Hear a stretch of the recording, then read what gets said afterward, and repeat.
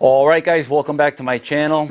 What I'd like to talk about today in this video is, well, first and foremost, I want to thank all my regular subscribers that have been with me for many years.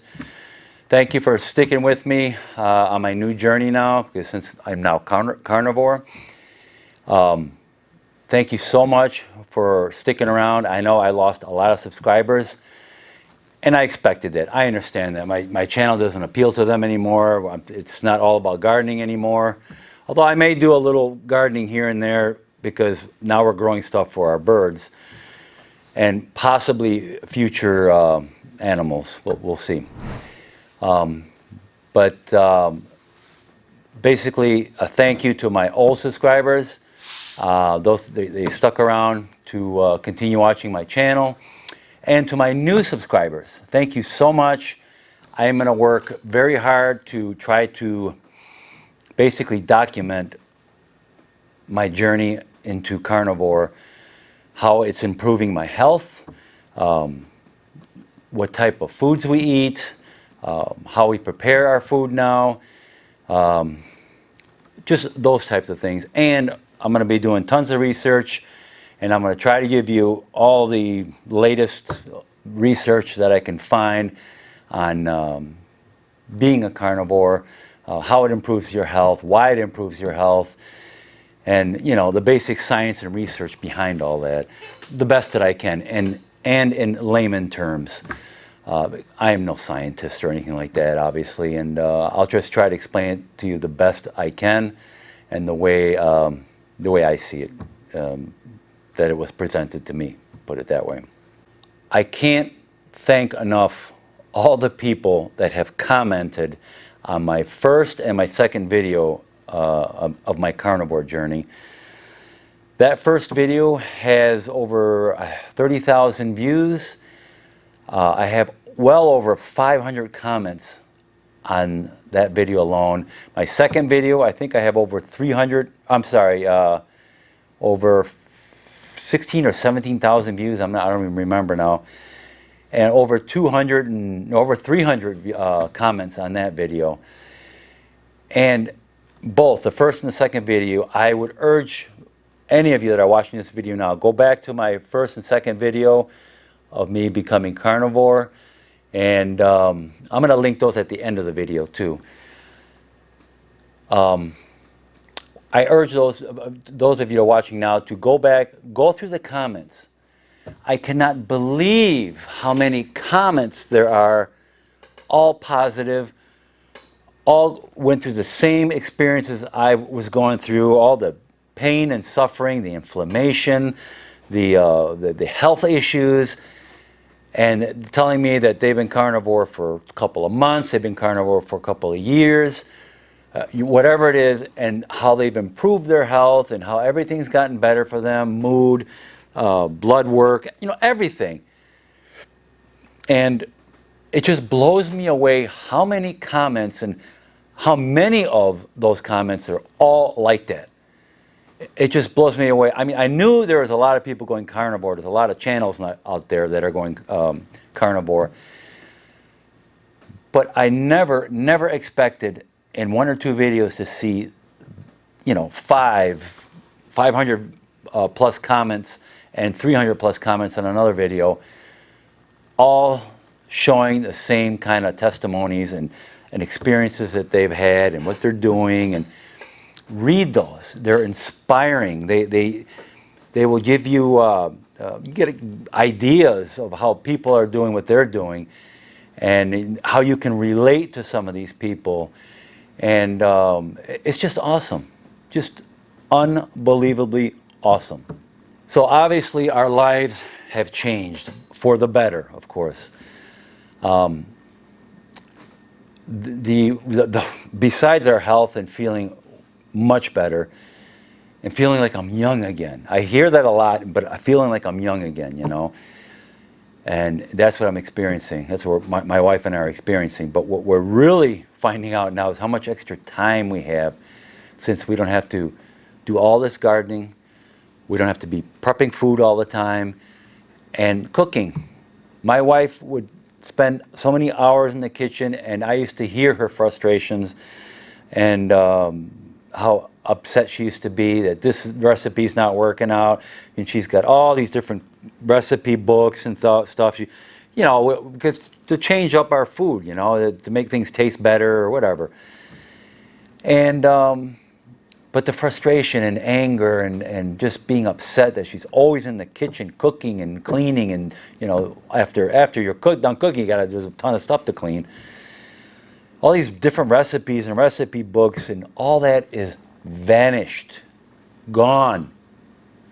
Now my wife doesn't have to get all frustrated anymore.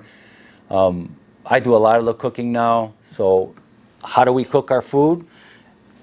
It is so incredibly simple. Either grill it, Instapot or Instant Pot, air fryers, toaster oven / air fryer. Those are your best tools for carnivore. And a good knife set. Good sharp knife set. But yeah, a grill, Instant Pot, I keep calling it Instapot, but an Instant Pot, and your air fryers. There's tons of them out there, you know. These things help you out and make your life easier, okay? No more fancy recipe books, no more endless spices, and none of that stuff. It's just very simple. So what do we eat? We eat basically the ruminant animals, but not only them. So ruminant, your beef and lamb are the major ones that we eat. There are, how many cuts of beef are there? You know, from your very expensive cuts, your filet mignon, to your, you know, stuff you'd stick in a roast and chuck roast and things like that, and hamburger to be the least expensive. The tougher meats like your roasts, your chuck roast and stuff like that, those, you throw those in an Instant Pot, call it an Instant Pot again. Throw those in there, a little water, a little beef broth, or beef bone broth. Put it set it for meat, and like 40-45 minutes. And when it's done, I mean, you can separate it with a fork. It's so tender, okay, and delicious. Your more expensive steaks, your ribeyes, your filet mignon, all that. I mean, on a grill, cook those rare, medium rare. Unbelievable, just the flavor. When you're grilling stuff, the fat content and all that is dripping into the flame. The flame is bringing up that smoke. Your meat's getting smoked. It's getting flavored. Am I making you hungry yet? You know, you get that grilled flavor, and it's super delicious. But that's basically what we eat, is your beef and your lamb for the ruminant. Those are the animals that chew their cud. The other types of meat is basically your chicken. Chicken, you can find that anywhere, right? Not too expensive, of course, compared to a few years ago, it's very expensive. But not too bad compared to your meat, your beef and stuff like that, and lamb. So chicken we eat also, but the chicken meat, I would advise only eating the dark meat. So we basically eat the thigh, or the leg quarter. Either leg quarter or thighs or drumsticks, you know, but that part of the chicken is what we eat. If we were to eat a whole chicken, we'll eat all the dark meat on it, and the breast, we will either save it for our dogs and give it to them because it's too dry. There's not enough fat. When you're on a carnivore diet, you want to make sure your fat ratio to your lean meat ratio, or to the protein ratio, you want to make sure your fat ratio is pretty high. I don't worry about numbers and all that. I worry about my taste buds. If the meat that I'm eating is very fattening, you know, there's a lot of fat on it, it's very tasty. But you will get satiated much faster when you're eating a fat that's marbled with, when you're eating a steak that's marbled with a lot of fat, you will get satiated faster, okay? And it's much more nutritious for you in all aspects of your health, because you need that fat not only for energy but to build cholesterol in your body. Without cholesterol, we won't build any hormones, okay? Don't think cholesterol is bad. It's not. I've said this in my other videos.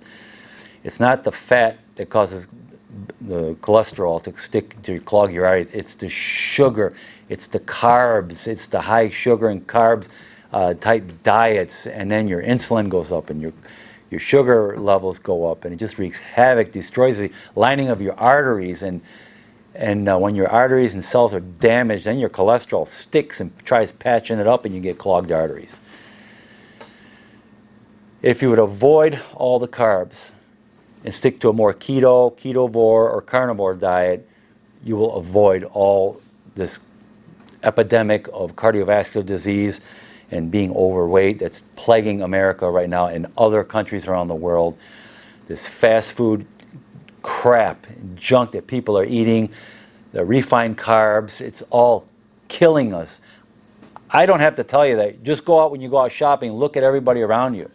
As I said in my other videos, that these people are just walking around, dragging their feet, bags under their eyes, they're way overweight, they're younger than me, way younger than me, driving around their little electric scooters, wearing their face masks.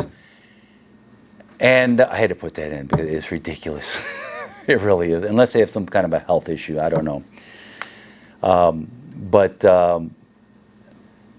Yeah, that's what's killing us. I see it all the time when I go shopping. You look at these people, they're dragging their feet, like I said, they're overweight. You look in their shopping cart and it's nothing but bread and packaged high carbohydrate junk that's just killing them. And they just don't get it. They just don't get it.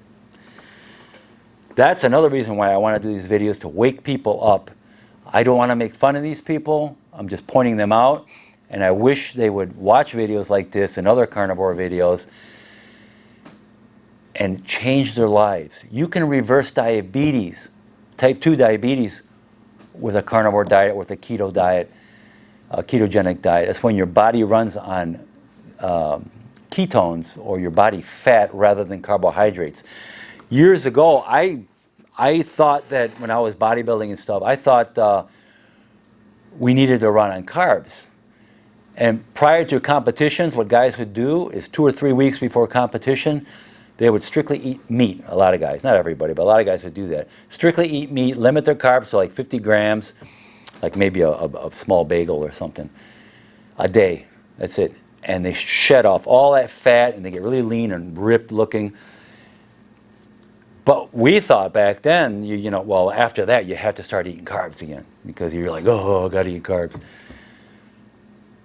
When you're on a ketogenic diet like that, just eating meat or mostly meat and very little vegetables, your body goes in ketosis, and you're just burning and using your body fat or whatever fat you're taking in through your diet. When you're in that state, your body functions better, you got more energy, your brain's clear, you're just a better person overall. I don't even know if I mentioned it, but I had depression, really bad depression.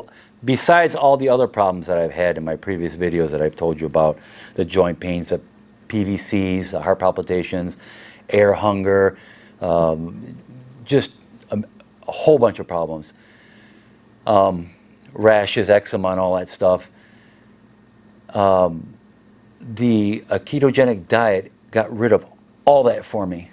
Everything, in just a matter of a few weeks. Gone, everything gone. And I keep hearing stories like that people are just getting better and better and better in their health. When you're in that ketogenic state, like I said, you just feel better, your mind's clear, your body functions better, you have more energy, and you just feel great. So, as far as how many meals we eat a day, we eat basically 2 meals a day. We eat around lunchtime and around dinner time.